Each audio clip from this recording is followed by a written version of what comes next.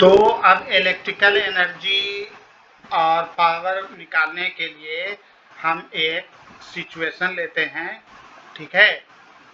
एक कंडक्टर लेते हैं जिसका पोटेंशियल मान लो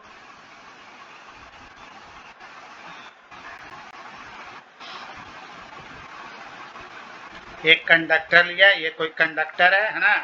एक एंड ए है, सेकेंड एंड बी है। इसमें कोई करंट हमारा आई जा रहा है, ठीक है। तो अब हमको मालूम है कि इधर के पोटेंशियल को रिप्रेजेंट करेंगे वी ए से और इधर के पोटेंशियल को भी बी से। अब करंट जो है हाई पोटेंशियल से लो पोटेंशियल की तरफ जाता है, इसका मतलब कि वी ए जो है वो जरूर ज्यादा है किससे, वी बी से, ठीक है। इसका मतलब है कि अगर हम चेंज इन वी निकालें, चेंज इन पोटेंशियल, तो हमारा हो जाएगा V A minus V B, जो कि पॉजिटिव होगा, ठीक है। तो अगर अब इससे चार्ज जा रहा है डेल्टा टी में डेल्टा क्यू, है ना। फ्लो ऑफ चार्ज किसी स्मॉल इंटरवल में डेल्टा क्यू है, तो करंट कितना हो जाएगा, तो आई हो जाएगा हमारा delta Q by delta T, ना। मान लिया, देखो यहाँ लिखे हुए है ना, in time interval delta T amount of charge is इतना फ्रॉम ए टू बी। तो हमारा इससे निकल गया चार्ज कितना फ्लो हो रहा है, आई डेल्टा टी। अब हमको पोटेंशियल एनर्जी के डिफिनीशन से मालूम है कि जो by definition was Q V A, जो वर्क डन होता है वही हमारा पोटेंशियल एनर्जी होता है, क्यू इंटू वी ए, है ना। और वी बी पर क्या हो जाएगा, क्यू इंटू वी बी, जो वर्क डन किया जाता है मान लो किसी चार्ज को यहाँ से यहाँ लाने में, है ना। तो एट ए बी हमारा पोटेंशियल हो गया क्या, क्यू वी ए, और एट वी बी क्या हो जाएगा, क्यू वी बी। तो इसका मतलब है कि चेंज इन पोटेंशियल एनर्जी, अब हम आसानी से लिख सकते हैं change in potential energy, POT, क्या हो जाएगा, final potential energy minus initial potential energy, final potential energy minus initial potential energy. अब रख दो, इसका होता है Q V B minus Q V A, है ना, potential energy at A. Q तो कॉमन आ रहा है, अब स्मॉल चेंज है तो इसको भी डेल्टा ही में रखो, तो डेल्टा क्यू हम लोग बाहर ले लेंगे, तो ये हो गया V B minus V A. अब ये हमारा क्या है, अगर इसको माइनस कॉमन ले ले तो ये भी हो जाएगा, ऐसा बन जाएगा। तो हमारा हो गया माइनस डेल्टा क्यू,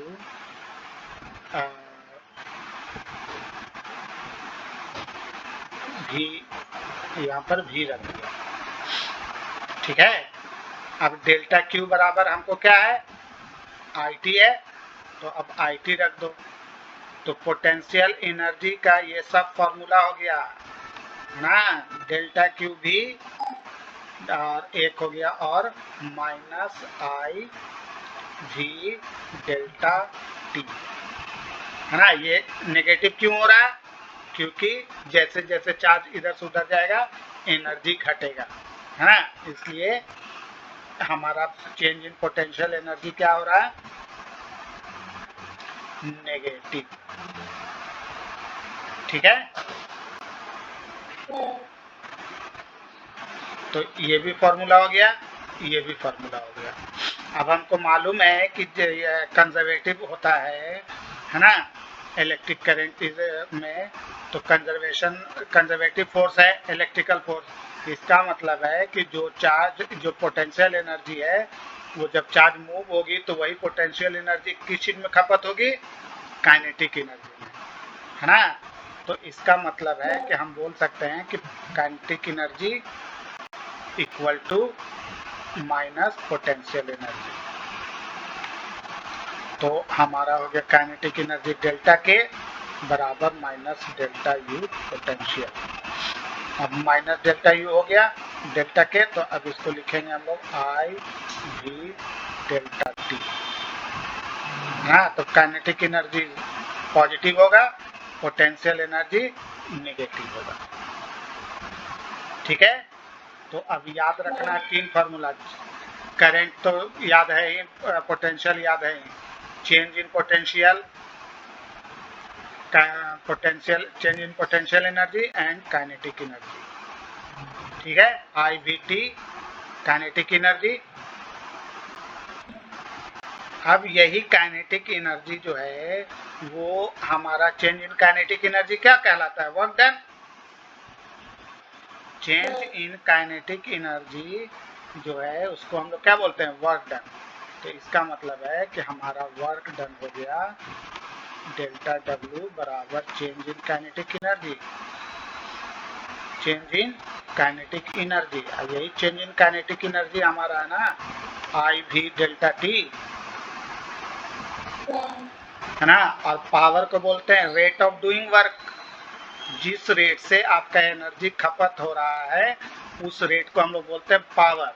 जितना ज्यादा वर्क कर रहे हैं, अरे बहुत पावर से काम कर रहा है ना। तो पावर को हम लोग डिफाइन करते हैं रेट ऑफ डूइंग वर्क। ठीक है, तो देयरफॉर जो पावर खर्च होगा, जो पावर ऊर्जा खत्म हो रही है, वो हो जाएगी हमारी delta W by delta T. Delta W हमारा इतना निकला है, इसका मतलब हो गया I V delta T by delta T, delta T cancel, तो हो गया। तो ये पावर जो है हमारा लग रहा है खर्च हो रहा है। ठीक है, किसी भी करंट को एक पोजीशन से दूसरे पोजीशन तक जाने में। ठीक है, अब अगर हम ओम लॉ अप्लाई कर दें, यानी कि V बराबर आई आर, तो हमको और एक फार्मूला मिल जाएगा, एक आई स्क्वायर बाई आर और दूसरा मिल जाएगा V स्क्वायर बाई आर, है ना। तो पावर के 3 फार्मूले हो गए, एक आई भी, एक आई स्क्वायर आर, एक V स्क्वायर बाई आर, है ना। तो ये इसको बोलते हैं पावर लॉस या ओमिक लॉस। कब, जब कोई कंडक्टर से करंट आई फ्लो होता है तो ना, जो यहाँ से मान लो लंबा लंबा तार है ना, यहाँ से यहाँ तक जाने में करंट में कुछ पावर तो लॉस होगा ना। जो लॉस होगा वो कितना होगा, इतना होगा। ठीक है, अब कह रहा है कि it is this power which heats up, यही वो पावर है जो गर्म करता है कॉइल को, है ना। और इलेक्ट्रिक बल्ब जो है फिर हमारा जलता है। ठीक है, और हमको हीट और लाइट मिलती है। नाइट्रोजन गैस लगाते हैं, गैस भर देते हैं बल्ब में, और यही फिर हीट जो है, ऐसे अगर बल्ब को फोड़ के जलाएगी ना तो फिलामेंट खाली जलता हुआ दिखेगा, लेकिन उसमें जैसे ही नाइट्रोजन गैस भर देगी तो चारों तरफ फैल जाएगा। ठीक है, अभी अब हम लोग देखते हैं इलेक्ट्रोलाइट के केस में क्या होता है। तो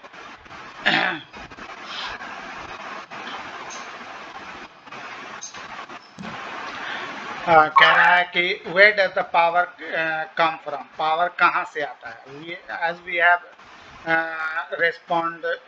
reason before, we need an external source to keep a steady current through the conductor, है ना। अगर हम लोग चाहते हैं कि इस कंडक्टर से करंट हमेशा पास होता रहे तो इसके लिए हमको एक सेल चाहिए, एक्सटर्नल सोर्स चाहिए, है ना। तो ये एक्सटर्नल सोर्स हमेशा क्या करेगा, पावर सप्लाई करता रहेगा और पावर हमेशा सप्लाई होता रहेगा। अब ये जो सेल है इसके अंदर क्या होता रहता है भाई, कि इसके अंदर केमिकल रिएक्शन होता रहता है, हाँ, केमिकल एनर्जी जो है वो इलेक्ट्रिकल एनर्जी में कन्वर्ट होती रहती है। तो कह रहा है कि dependence of power dissipate in resistor R on current through it and the voltage। Power किस पर डिपेंड करता है, वोल्टेज पर, करंट पर और रेसिस्टेंस पर। ठीक है, देख रहे हैं, यही तीन चीज हमारा है। ठीक है, तो मेनली हम कहेंगे कि भाई करंट या वोल्टेज पर ज्यादा ही है, वोल्टेज ज्यादा होगा तो करंट ज्यादा होगा, करंट ज्यादा होगा तो पावर ज्यादा होगा, है ना। तो अब इसी प्रिंसिपल पर हम लोग निकालते हैं, इसका इस्तेमाल करते हैं पावर ट्रांसमिशन में।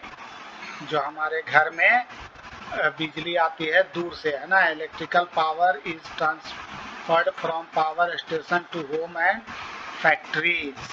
तो अब हम लोग इसमें टेंशन होगा कि भाई पावर लॉस कैसे बचाया जाए, हाँ। तो हम लोगों को पता चल गया कि अगर पावर लॉस बचाना है तो पावर को क्या करना होगा, बढ़ाना होगा, है ना। पावर को क्या करना होगा, बढ़ाना होगा। कैसे बढ़ाना होगा तो वो अब हम लोग देखते हैं। कह रहा है कि आप मान लो कि एक डिवाइस है जिसका रेजिस्टेंस R है और उसका पावर है P, है ना। ये ट्रांसमिट कर रहा है ट्रांसमिशन केबल से, जिसका रेजिस्टेंस है RC और टू बी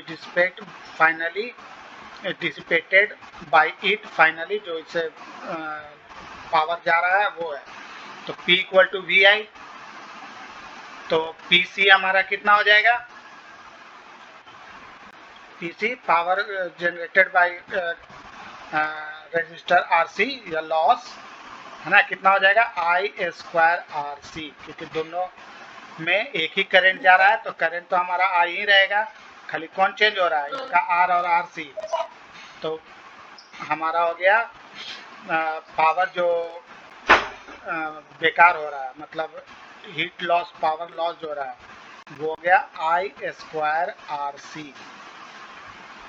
ठीक है, अब I के जगह पर अगर हम लोग इसका वैल्यू पुट कर दें V इक्वल टू IR, है ना, तो ये हमारा हो जाएगा P² RC बाई V², है ना। तो अब इस रिजल्ट से हमको क्या पता चल रहा है कि किसी भी वायर में अगर हमको पावर लॉस कम करना है ना, यहाँ से यहाँ तक करंट जाने में पावर लॉस अगर कम करना है तो हमको इसको हाई वोल्टेज पर ट्रांसफर करना होगा, है ना। ये ज़्यादा होगा तो ये क्या होगा, कम होगा, क्योंकि इन्वर्सली प्रोपोर्शनल है स्क्वायर के। ठीक है, तो स्क्वायर का इन्वर्सली प्रोपोर्शनल है, इसका मतलब है कि ये ज़्यादा होगा तो ये क्या होगा, बहुत कम होगा। इसीलिए हम लोग जो केबल देखते हैं गांव देहात में या रोड पर किनारे, बड़ा बड़ा केबल होता है ना, तो उसमें 440 वोल्ट का करंट होता है, किसी में 11,000 का करंट होता है, ट्रेन वाले में 33,000 का करंट होता है ना। तो ये हाई वोल्टेज पर इसमें करंट को फ्लो किया जाता है, क्यों, ताकि पावर लॉस कम हो, है ना, इसी वजह से। ठीक है, ये अपना याद रखने का कि ऐसा फॉर्मूला भी होता है। ठीक है, तो to reduce PC these wires जो है carry current and enormous value of the and this reason for high voltage dangerous sign on the transmission lines. और उसके बाद जाकर अब हाई वोल्टेज है तो घर में कैसे यूज होगा, तो घर में यूज करने के लिए इसीलिए क्या लगाया जाता है, मोहल्ले में ट्रांसफार्मर। क्या लगाते हैं, ट्रांसफार्मर। यही ट्रांसफार्मर क्या करता है, हमारा इस हाई वोल्टेज को फिर हमारे सुटेबल 240 वोल्टेज में कन्वर्ट कर देता है। ठीक है, अब दोनों काम हो गया। अब इससे हमारा हीट लॉस भी कम हो गया, यहाँ से यहाँ तक आने में जो हीट लॉस हो रहा है वो भी बच गया, और हमको फिर यहाँ पर आकर कन्वर्ट हो गया, तो हमको उसमें भी फायदा हो गया। ठीक है, ट्रांसफार्मर का इस्तेमाल करते हैं सूटेबल यूज के लिए। अब ज़्यादातर 420 वोल्ट मिलता है कंपनी वालों को, हम लोग को 240 220 वोल्ट सप्लाई किया जाता है। ठीक है, ये तो क्लियर हो गया। पावर भी समझ गए, एनर्जी भी समझ गए, है ना, काइनेटिक एनर्जी, पोटेंशियल एनर्जी, सब कुछ। अब आते हैं 10 क्लास में पढ़े हम लोग, है ना, कॉम्बिनेशन ऑफ रेजिस्टर, है ना, सीरीज और पैरेलल। तो ये तो ज़्यादा दिमाग इसमें लगाना नहीं है। जब हम लोग रेजिस्टेंस को इंड टू इंड कनेक्ट करते हैं ऐसे, है ना, तो हमारा ये क्या कहलाएगा, सीरीज।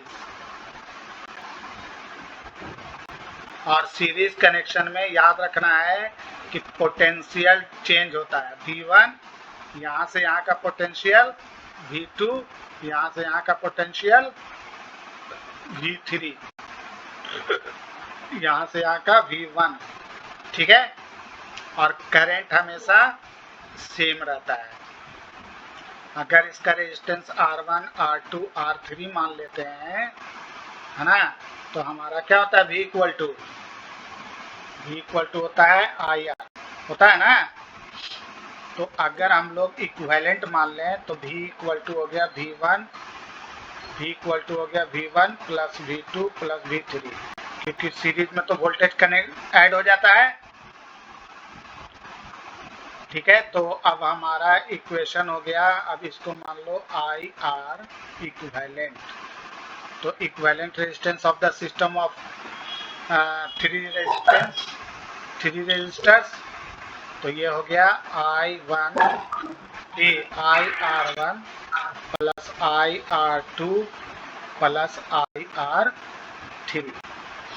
I कॉमन लेंगे तो क्या हो जाएगा, R equivalent R1 plus R2 plus R3, है ना। तो अब याद रखना है कि 2 रेजिस्टर जुड़ा हो, 3 रेजिस्टर जुड़ा हो या N रेजिस्टर जुड़ा हो, है ना। अगर N रेजिस्टर तक जुड़ा हुआ है तो इक्विवेलेंट रेजिस्टेंस क्या होगा, सिर्फ सिंपली सबका जोड़, R1 plus R2 plus R3 dot dot dot Rn। ठीक है, अगर सीरीज में कनेक्टेड है तो 2 या 2 से ज्यादा, ये 10 क्लास में हम लोग पढ़ चुके हैं ना। और ये हो गया ईच ई से वोल्टेज पास होता हुआ V1, तो V1 इक्वल टू हमको मालूम है IR हो जाएगा, IR1, V2 हो जाएगा IR2, V3 हो जाएगा IR3 एंड सो ऑन, इसी तरीके से। ठीक है, अब पैरेलल में जब कनेक्ट करते हैं 2 या 2 से ज़्यादा रेसिस्टेंस को, पैरेलल मतलब इंड टू इंड, एक का इंड दूसरे का इंड, हाँ, अलग अलग अगर कनेक्ट करते हैं तो इसको बोलेंगे पैरेलल। तो इसमें क्या है कि करंट डिस्ट्रीब्यूट हो जाता है, इधर से करंट I आया, इधर करंट I1 हो जाएगा, इधर करंट I2 हो जाएगा। ये किरचॉफ्स लॉ है, हम लोग आगे पढ़ेंगे। लेकिन इसमें पोटेंशियल जो है वो सेम रहेगा हमेशा।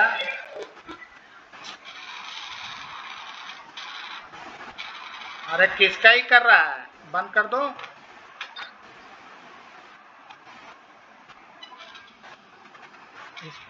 स्पीकर बंद कर दो। ठीक है, तो ये I2 हो गया, इधर मत तो समझ लेना, ये पोटेंशियल डिफरेंस हो गया। तो अब इससे करंट हमारा हो गया V equal to I1 R1, इसका मतलब I1 equal to V upon R1। उसी तरीके से I2 हमारा हो गया V अपन R2, है ना। अगर हम टोटल करंट निकालें तो I equal to I1 plus I2।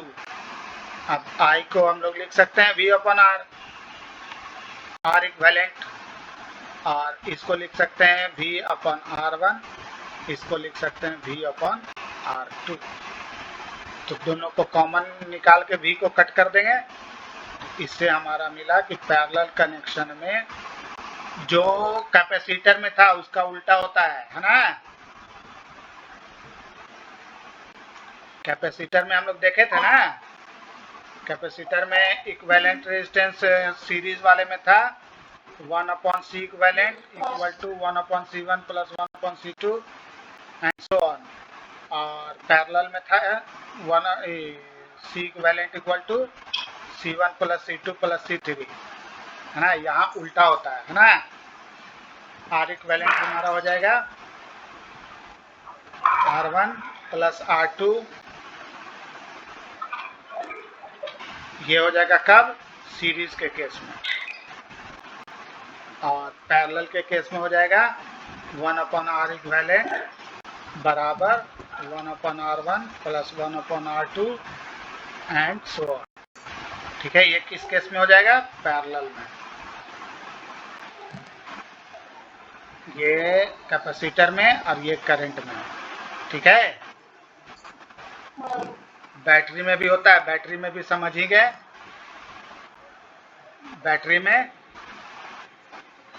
अभी हम लोग उसका भी देखेंगे। तो ये वही सबको एक्सप्लेन किया है कैसे कैसे हो रहा है ना। तो हमको बस खाली ये फॉर्मूला याद रखना है कि ऐसा होता है। ठीक है,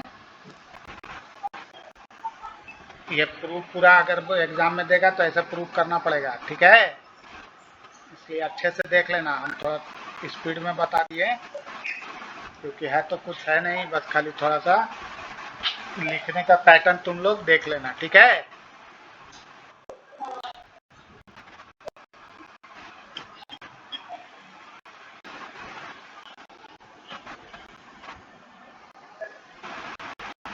किसी भी सर्किट का हम लोग फाइंड आउट कर सकते हैं।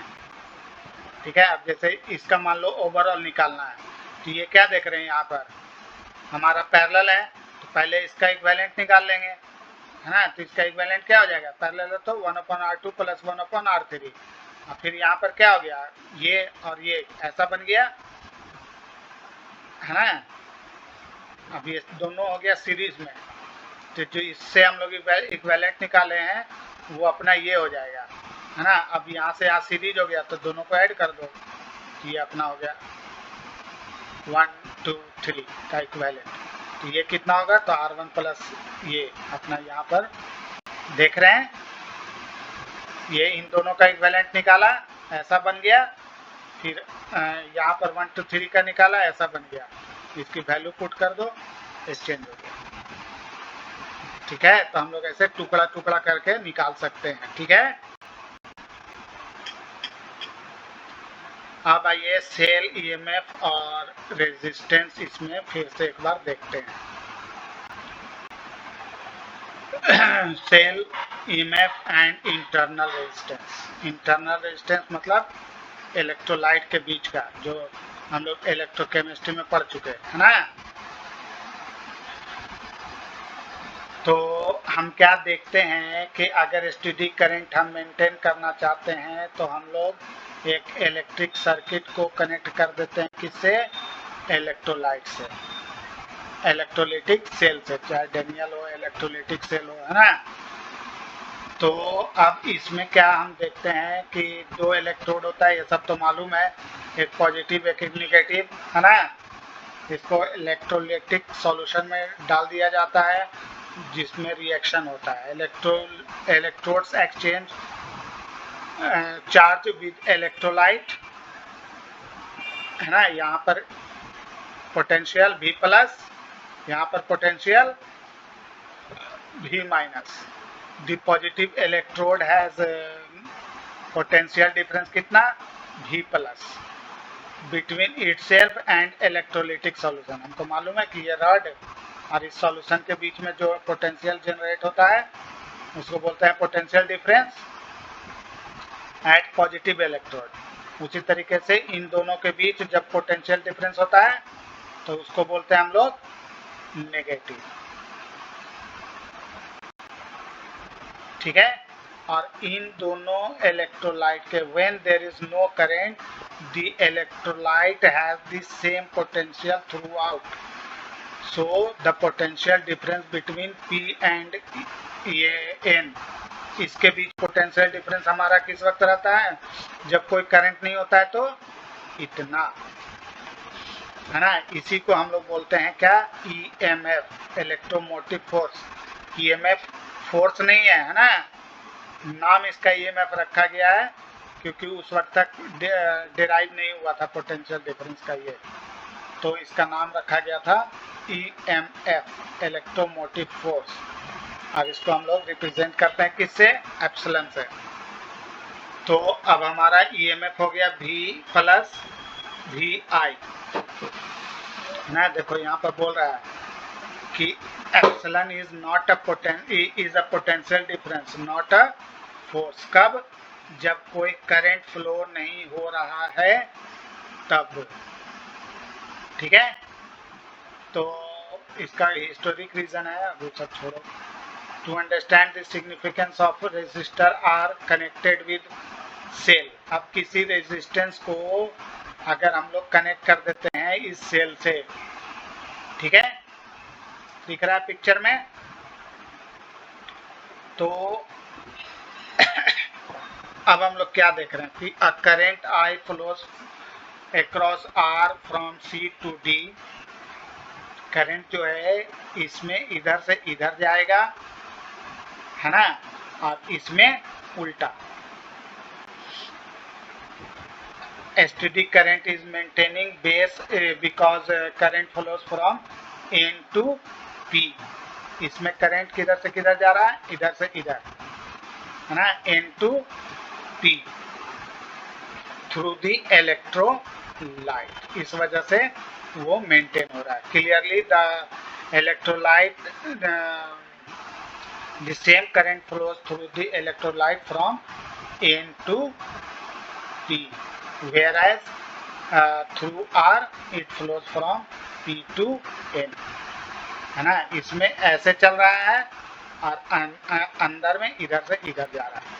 ठीक है। अब ये एक सर्कल की तरह घूम रहा है। तो अब इस जब करंट फ्लो हो रहा है तो इसका मतलब उसका अपना रेजिस्टेंस भी होता ही है। बताया है, पढ़े ना हम लोग, इलेक्ट्रोलाइट का एरिया ऐसे करके रेजिस्टेंस बनाया जाता है ना। तो उसको बोलते हैं इंटरनल रेजिस्टेंस। क्या बोलते हैं? Internal resistance. ठीक है।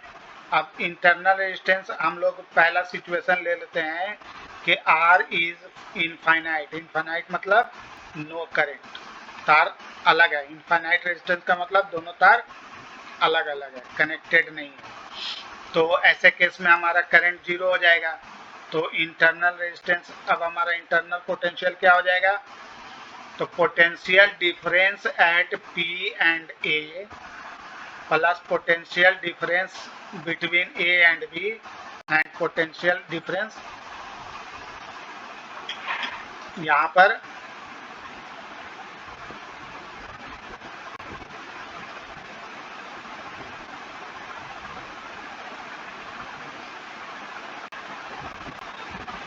पर पोटेंशियल डिफरेंस क्या होगा? एक तो इसके बीच N और P और A के बीच, दूसरा A और B के बीच, और तीसरा N और B के बीच, है ना। तो वही यहाँ पर दे रहा है कि इंटरनल पोटेंशियल डिफरेंस कितना हो जाएगा? इतना। इसको हम लोग क्या बोलेंगे? Epsilon, potential difference. EMF E is the potential difference between positive and negative electrodes in open circuit। Open मतलब जब कोई करंट नहीं फ्लो हो रहा है तब। ठीक है। अब if R is finite, अगर फाइनाइट होगा तो I जीरो नहीं होगा, इसका मतलब कुछ ना कुछ करंट फ्लो होगा ही। अब जब फ्लो होगा तो इसका मतलब है कि हमारा नेट पोटेंशियल क्या हो जाएगा, V plus V minus minus I R internal resistance, internal voltage. तो अब हमारा एक नया फॉर्मूला हो गया V equal to epsilon minus I R. ठीक है, ये कब है, जब करंट I फ्लो कर रहा है तो negative sign in the expression I R for potential difference between A and B के लिए रिप्रेजेंट किया जा रहा है। This is because current I flows from B to A in electrolyte. Electrolyte के अंदर हम जानते हैं कि करंट B से A की तरफ जा रहा है, इसलिए इसको नेगेटिव लिया गया है। ठीक है, अब देखो प्रैक्टिकली जो है ना इलेक्ट्रोलाइट का रेजिस्टेंस बहुत कम होता है ना, आई आर ये बहुत कम हो जाता है किससे, एप्सिलॉन से, है ना। इसलिए हम लोग सीधा V equal to I R ले लेते हैं, कैपिटल आर। तो इंटरनल फिर याद रखना है, ये सब पॉइंट अब याद रखने वाला है। The actual value of internal resistance of cells vary from cell to cell and the internal resistance of dry cell is much higher than the common electrolytic cell। अरे इको हो रहा है किसका, ये बंद कर दो।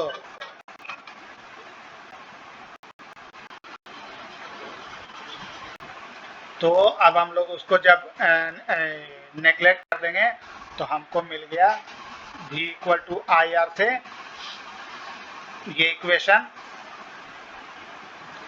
अब I हो गया हमारा epsilon by R1 R plus R।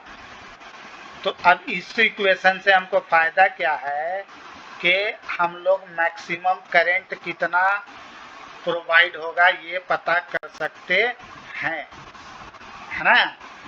और उसी के बेसिस पर इसी कॉन्सेप्ट का इस्तेमाल करके हम लोग सेल वगैरह को बनाते हैं। तो मैक्सिमम कब मिलेगा, जब रेजिस्टेंस जीरो होगा, है ना। तो ये जीरो होगा तो आई मैक्स मिलेगा। तो इसका मतलब है कि most of the cell the maximum allowed current is much lower than this to prevent permanent damage to the cell. तो बैटरी को इस मैक्सिमम रिच से थोड़ा सा कम पावर का बनाते हैं ताकि वो लॉन्ग लाइफ चल सके। ठीक है,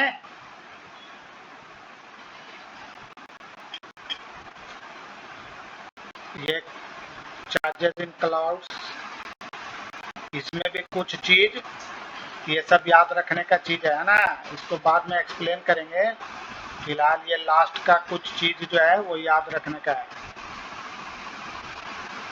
ठीक है, ये सब डायरेक्ट ऑब्जेक्टिव में पूछ देता है, बाद में हम लोग इस पर डिस्कस कर लेंगे जब फाइनली करेंगे ना तब। अभी फिलहाल तो लोग इसको अपने से पढ़कर समझकर और ही कर लेना। ठीक,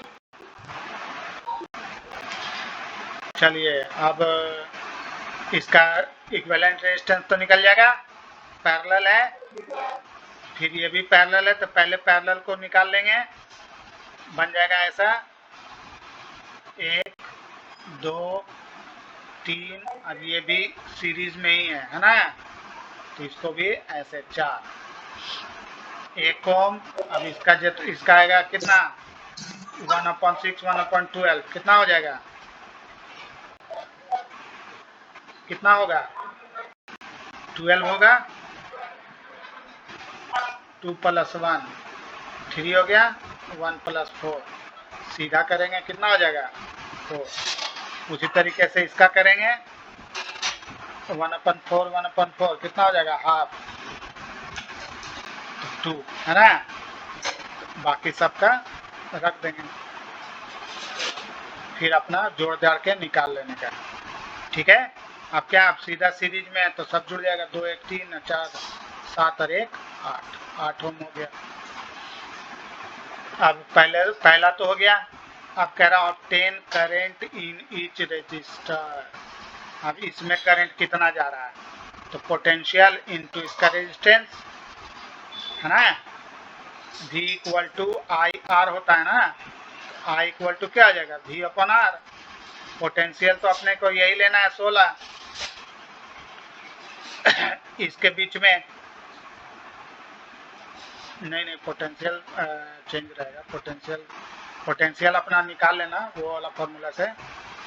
ऐसे करके ऐसे मान लेंगे V1, यहाँ से V2 है ना, यहाँ से V3 और ये हो गया अपना V4। ठीक है, तो अब हमको ऑब्टेन करने के लिए करंट इन ईच रजिस्टर हमको V1 की वैल्यू चाहिए। V1 इक्वल टू कितना होता है IR, कितना हो जाएगा, ये हमारा इतना हो गया है, V1 है ना ये, और रेजिस्टेंस 2 हो गया। करंट कितना जा रहा है, टोटल करंट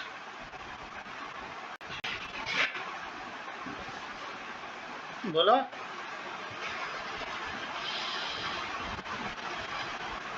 हाय बोलो, टोटल करंट कैसे निकालेंगे,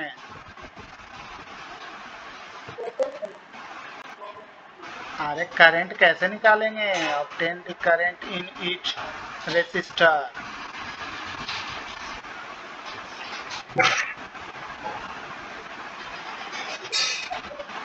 अरे अभी इतना ऊपर बताए कि यहाँ तो पोटेंशियल सेम, इसका इक्विवेलेंट ये, तो क्या हो जाएगा V1 बोलो इक्वल टू IR1, इसको R1 मान लो।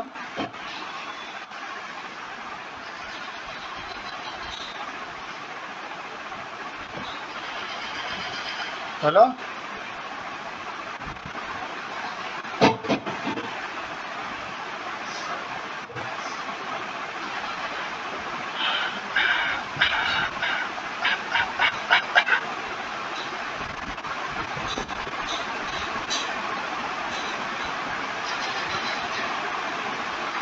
नहीं समझ में आया, फॉर्मूला कब यूज होगा,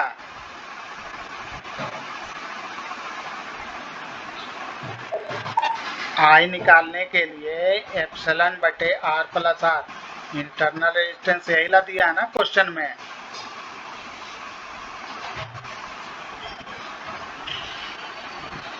है ना। इंटरनल रेजिस्टेंस का मतलब स्मॉल r दिया है हमको, टोटल इक्विवेलेंट हम लोग 8 निकाल लिए हैं, है ना। तो करंट तो हमको मालूम हो गया ना,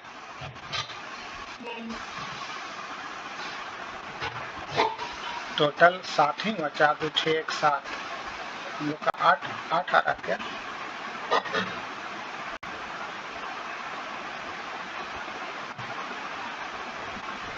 अच्छा ये जो है ना, ये वाला ये इसी का है ना, बैटरी का इंटरनल रेजिस्टेंस दे रहा है, ठीक है। इसको हम लोग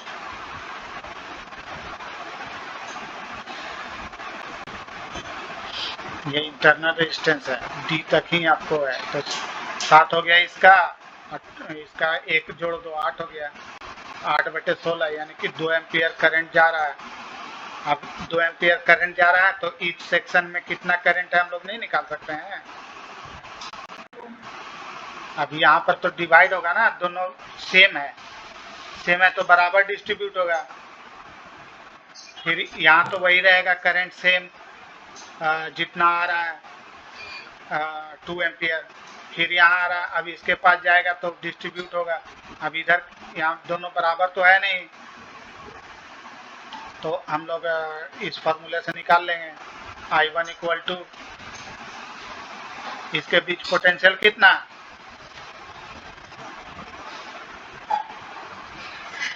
V इक्वल टू IR फॉर्मूले से निकालेंगे ना,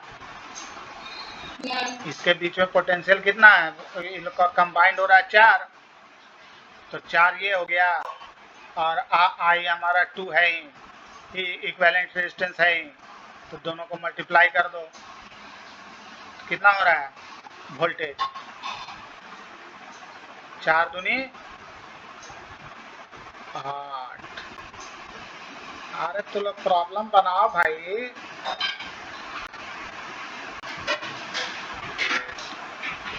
ठीक है, तुम लोग खाली थ्योरी पढ़ पढ़ के छोड़ दे रही है। कल इसको अपने से बना के, ठीक है, हमको फोटो खींच के भेजो, ठीक, इसी सवाल को अपने से समझ समझ के, ठीक है।